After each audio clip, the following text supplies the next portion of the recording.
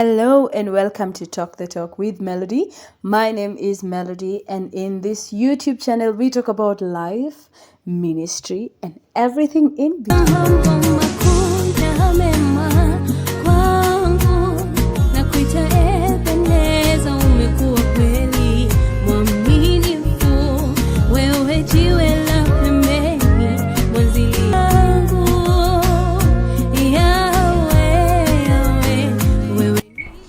Hello, welcome back. Happy New Year.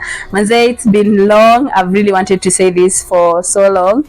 But anyway, better late than never. Happy New Year to everybody watching from wherever you're watching. We have people watching from the US, people watching from, I don't know, Canada. So welcome so much to another episode of Talk the Talk with Melody. I'm so excited to do this. This is the first episode of the year. And of course, I love doing this. And I'm not alone this year. I have a producer. I have somebody who is behind the camera helping me sort these things out, helping me do this. So I'm so excited to know that what God is doing the thing. Yeah, and I'm so excited to see you. So leave me a comment there. Wish me a happy new year. I hope you enjoyed your holidays. People who ate chapatis at Ushago. I hope this is the year we are trying to keep fit also. Yeah, this is the year we've made a resolution to also eat well. So thank you for the much love you've shown me on the previous episodes. You guys loved the communication etiquette for December. I saw many of you commenting and being like, wachani na people from Shamahoho. But people from Shamahoho, I love you freely and I still want to tell you, come here. So today we are going to talk about communication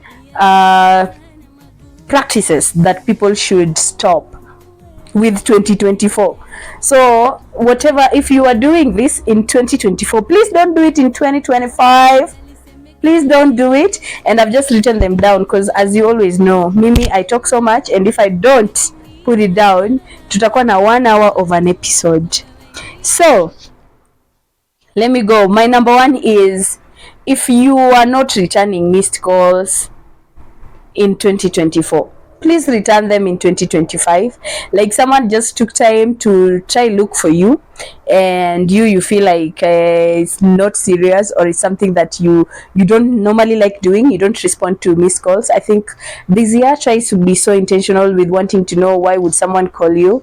And in relation to that, number two was, after 2 missed calls, send a text. Hata wewe, you who keep communicating and really wanted to talk to someone so badly, and you call them twice, please leave a text. Because I feel like if you call somebody twice, it meant that you're really intentional in wanting to communicate with them.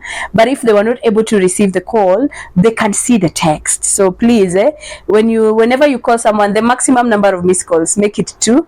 And then if someone has not really picked, send a text elaborating clearly why you wanted to call them. Not, hey sasa, and then expecting them to be like, okay, because somebody could be in a position where they are not actually able to receive the call. But if you're able to send a text and be like, this is what I wanted to say, please respond effectively. Thank you. Number 3, and this one I know, people talking in a matatu on a phone call. You're traveling from Kikuyu to Nairobi. That's 1 hour, and all you've been doing is talking to your landlord, or talking to your friend about some ugali you didn't eat jana. People in a matatu also have the right to just enjoy their ride. So you are there, you're seated next to somebody. Probably somebody's have had just a bad day at work, and they just want to chill as they go home. And then there is you with your Kiluya, Shamahoho guys, hi, or you with your Kikuyu, you with your Dholuo, you're like, pigaing moshene on a phone call in a matatu. So, or in relation to that, someone has given you a ride, hata kama ni Uber, though people say, oh, it's Uber, I paid for it. Surely it's just communication etiquette to always be like, I'm traveling, can I call you later? Unless the car is yours, please, piga storo, put it in loudspeaker. But if you're traveling with other people and you are even seated in the front seat, I feel like it's so appropriate for you to be like, you know what, can I call you later? because I'm with a bunch of people in a car, and phone conversations, as I had said earlier, they sound so private, confidential, and very, intentional. So make it respectful this year. Tafadhali, watu wa storo kwa matatu on a call. We might as well be just like, hey, actually, I'm traveling. I'm in a bus full of 60 people. I don't want them to hear me telling you, Moshene, me telling you how the landlord has closed our door. I can text you. Good. Okay, this depends, but I feel like reverse calls should stop in 2024. If you really want to talk to someone, buy credit. I mean, that shows how much you really want to have that conversation. But kama kabisa hauna credit, please call me. I think the old school way was always appropriate. But he msa amekukall, and then because you are in the middle of something, then the first thing you hear, you have received a reverse call to continue with, and you are like, oh my god, not now, you see. And I feel like if someone really wanted, unless that's your grandmother, if your grandmother reverse call you, please by all means shika simu wewe mtu kwa Bungoma, receive the call, okay? But if it is someone just reverse calling you, I feel it's a habit that should stop.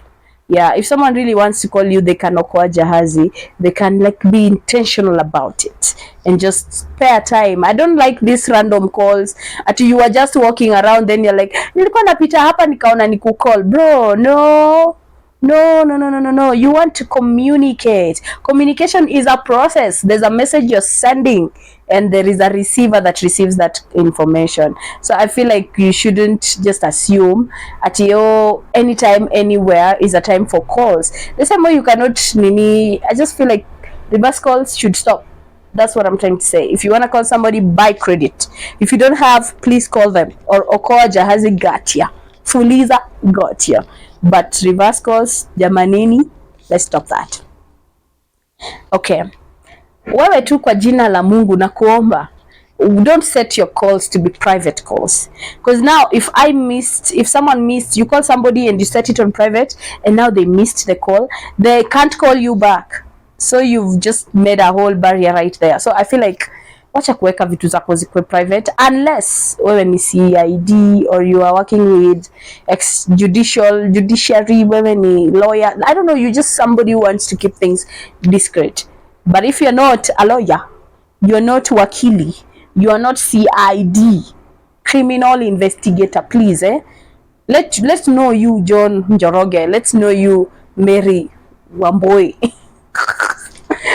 Let us know you like that. Another habit that should stop, and this is the final one. Hiyo tabia ya mtu kukupigia na namba hujui. Somebody just called you with a number. Okay, you saved them with 0720 849 123 or 0726 439 184, which is my number for M-Pesa only. Yes. So if someone calls you with that number, and then wakukall na 0780, especially the Airtel lines, and then they'll be like, kwani unijui? I'm just like, if you didn't give people the number ya Safaricom, and you call them, if you give them the number for Safaricom and you're calling them with Airtel, it's very uncouth, disrespectful. Because how do you expect them to know your voice? Are they Holy Spirit to know that, but this could be the Airtel line for? Ama wale watu wanakuuliza, umesahau sauti yangu? I'm just like, so what should we supposed to be doing? Yeah, to be shikaing people's voices. Let's not make people go through the hassle of who is this, or even the inconvenience of wanting to ask, but unaweza nikumbusha wewe ni nani? Like, it's always so embarrassing, you see, and then you end up knowing kumbe it's somebody you had known, you even chatted with a while ago. So I feel like just be like, hey, this is so and so, this is Melody, this is my Airtel line. If you don't have it, please save it. I can be using it once in a while in our conversation. Make people aware that you can use other 50 numbers, not calling someone with one number, next week call another number, and then you give them the hassle of wanting to save all 10 numbers in their phone books. Another one, and this one I'll keep on saying, know when to call people. You cannot call somebody who is working in an office at 8:30, probably they'll be in a meeting. You cannot call somebody who on Saturdays yako church or something, they'll probably be in a sermon. So I feel like, and this can be done by effectively communicating with the people before you call them. I think it's even kind to ask someone before you call, can I call you? You know, or even the first thing, if they receive a call, is this a good time for a conversation? And then they'll be like, oh yeah, why not, let's have 15 minutes of this conversation. Or no, it's not a good time, call at this time. So I feel like, let's have a good communication.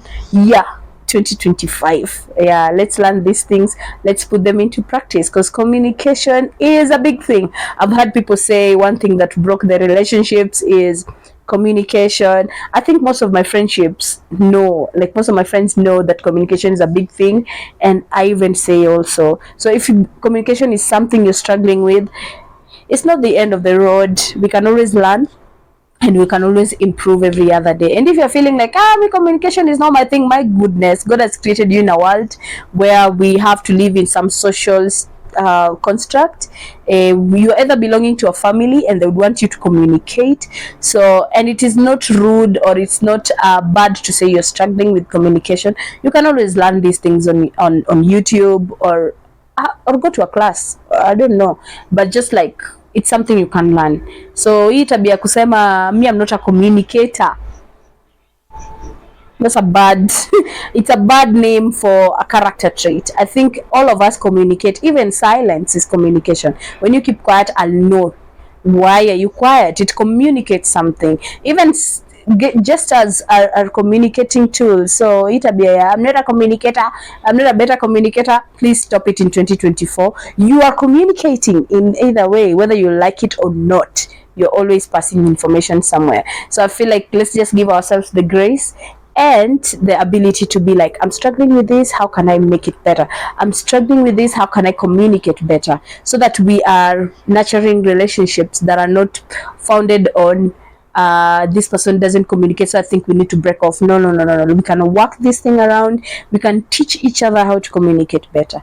Lakini sana sana, we can also teach each other when to communicate certain things, so that other people don't feel like, okay, umetuongelesha for courtesy, yes, it's okay, it's courteous, people are talking, but now what are people talking? Because as much as the way to communicate is also important, what you communicate and how you communicate is important.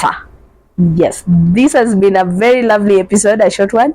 I've been happy sharing with you some of the things that I am learning myself. So these things, I'm also learning them, yeah, from me to yours.